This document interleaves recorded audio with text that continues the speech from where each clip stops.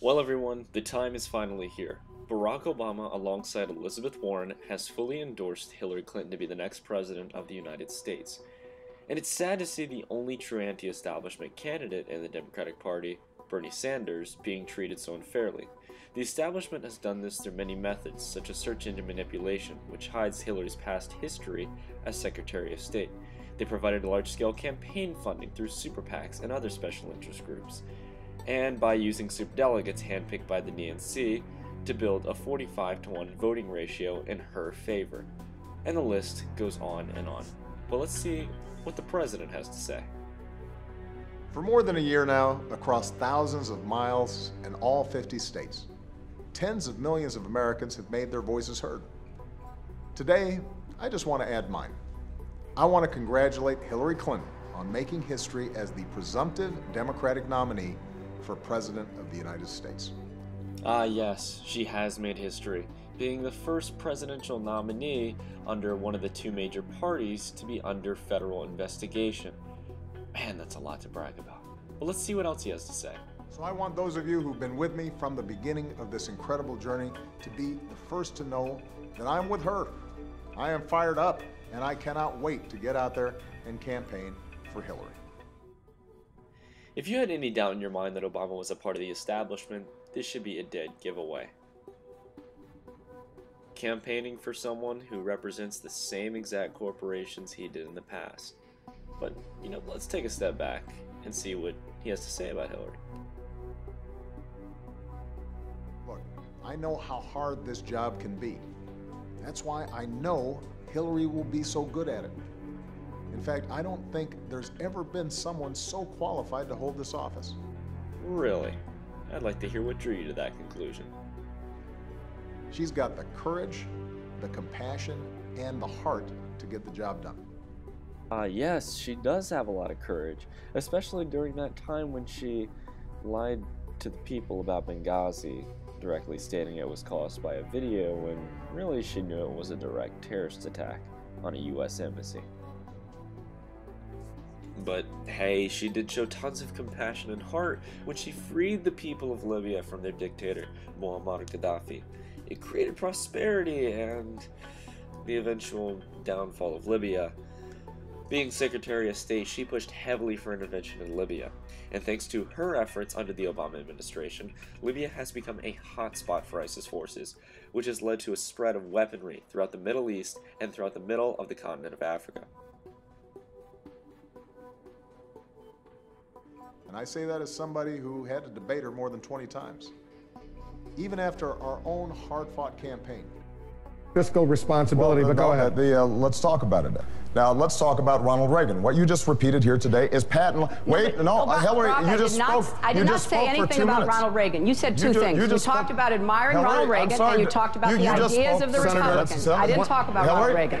We just had the tape. You just said that I complimented the Republican ideas. That is not true. What I said, and I will provide you with a quote. What I said is that Ronald Reagan was a transformative political figure because he was able to get Democrats to vote against their economic interests to form a majority to push through their agenda, an agenda that I objected to because while I was working on those streets, watching those folks see their jobs shipped overseas, you were a corporate lawyer sitting on the board of Walmart. I was fighting these fights. But I want to be clear. A corporate lawyer on the board of Walmart? Mr. President, you didn't really mention that in this video. In a testament to her character, she agreed to serve our country as Secretary of State. And from the decision we made in the Situation Room to get bin Laden. Okay, I'm going to make something very clear here. The fact that the President of the United States, along with the Secretary of State, are taking credit for the Osama bin Laden raid is not only idiotic, it's insulting to the SEALs who actually conducted the operation. After all, Mr. President, you did once say, if you've been successful, you didn't get there on your own. You didn't get there on your own. I'm always struck by people who think, well, it must be because I was just so smart. There are a lot of smart people out there. To our pursuit of diplomacy in capitals around the world, I have seen her judgment. I've seen her toughness. Yeah, she has been very tough, especially on her foreign policy record. She's voted for the war in Iraq, sponsored strong aggression into Libya, leading it to chaos as Secretary of State, and supported intervention into Syria along with the president when only 9% of people wanted to get involved on the issue. I've seen her commitment to our values up close. One of the things that Senator Sanders points to, and a lot of your critics point to, is you made 3 speeches for Goldman Sachs. You were paid $675,000 for 3 speeches. Was that a mistake? I mean, was that a bad error in judgment? Look, I made speeches to lots of groups. I told them what I thought. I answered questions. But did you have to be paid $675,000? Well, I don't know. That's what they offered. So, you know, every Secretary of State that I know has done that. But that's usually once they're office and not running for an office again. Well, I didn't Must know. have known. To be honest, I wasn't committed to running. I didn't know whether I would or not. You didn't think you were going to run for president again? I didn't. You know, when I was Secretary of State, several times I said, you know, I think I'm done. If her lack of worry wasn't enough to disturb you, going back to the statement made by Obama about Hillary being affiliated with Walmart, there is sufficient evidence that she represented the company. In doing so, Hillary has spoke out for the company at speeches, which has ended up in the Clinton Foundation receiving between $1 to $5 million from the One Family Foundation. We can obviously tell by this point she does not represent the values of the people and rather represents the establishment and the values of corporate Wall Street. And finally, for all of you out there who have supported Bernie Sanders, you may have heard that Senator Elizabeth Warren has joined Obama in endorsing Hillary Clinton, which is kind of odd seeing as she's spoken practically in the exact same manner as Bernie on key issues in relation to healthcare, the minimum wage, and wealth inequality. However, after the endorsement of Hillary Clinton, I thought it might be good to show you her past view on Clinton, as well as her track record during the time she was senator.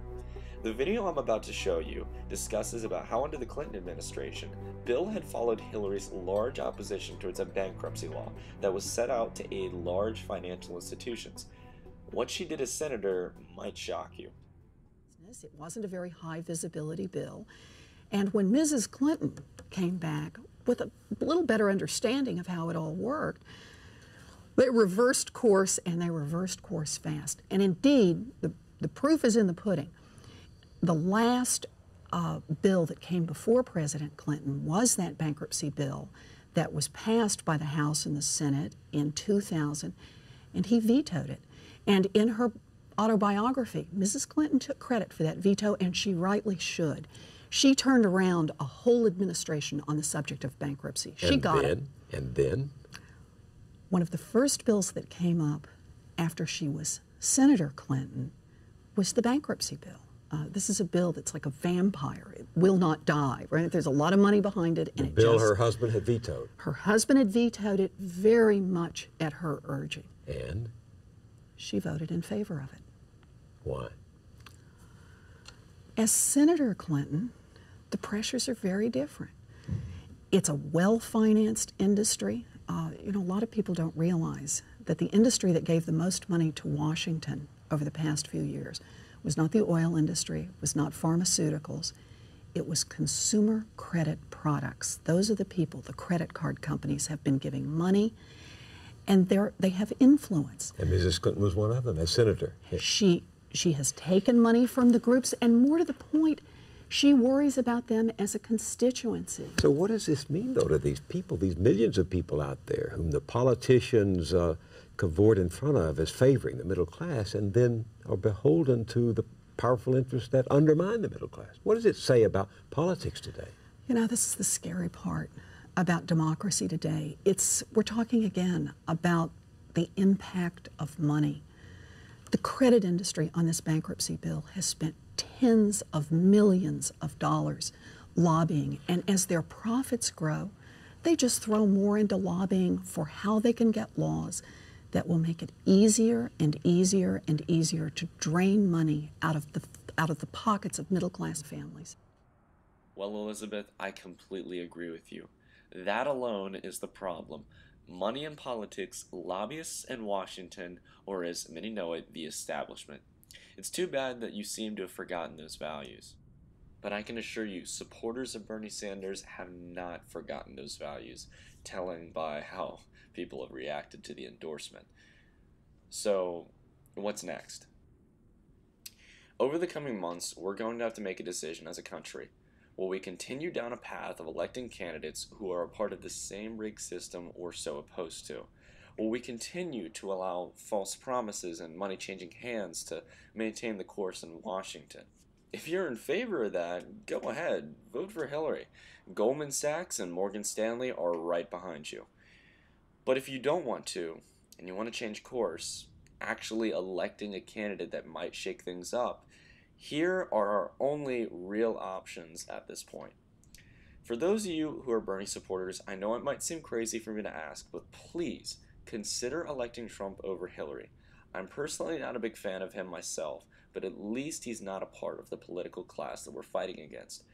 If, however, you don't want to stand for Trump, which I can understand, consider the Libertarian nominee, Gary Johnson. He runs on a platform of liberal policies on social issues and conservative policies when it comes to economics and business. Whichever way you choose to vote, please choose someone else other than Hillary Clinton. And no, I'm not one of those people who always go around shouting never Hillary, nor does my hatred for her stem from her personally. The reason I'm sharing this and presenting my point across is because I'm tired of the two-party political establishment that has brought us to where we are today. A system where financial corporations have left us debt-ridden. A system that has continued to expand our military presence on the global stage to help companies profit, yet has left our veterans to die at the VA. A system that promises lower taxes for the middle and income families in the country, yet continues to only work towards tax breaks and subsidies for well-known corporations who favor Washington. We can fix this. There are many routes and approaches, but one thing is for sure. To truly shake up the system, we have to have our voices heard. We need to vote against the establishment.